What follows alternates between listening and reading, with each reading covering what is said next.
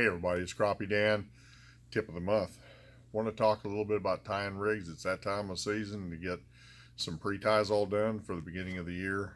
And I'm here at my tying station in my shed, and I want to tell everybody and show everybody the board that I'm using to tie these rigs with.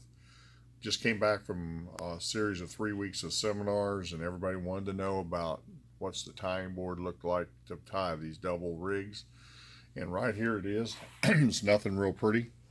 I had told everybody it's just a 2x6, with a pool skiffed board that you get at Walmart, just glued to the top of it.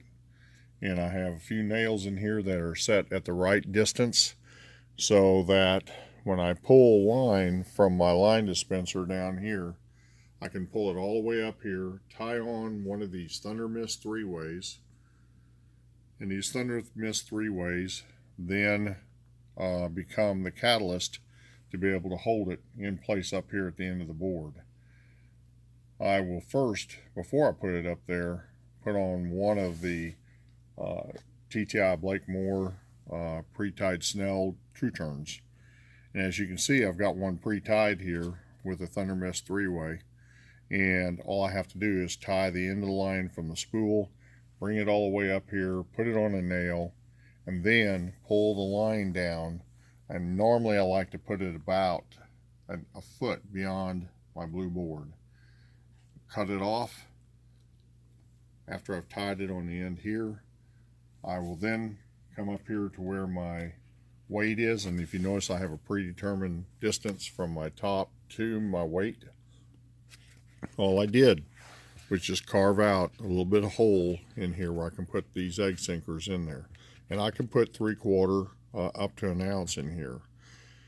I will take the line, come through that weight 4 times with the end of the line, pull it tight, come down, tie my jig, a Roadrunner, or whatever that I'm selecting at that point.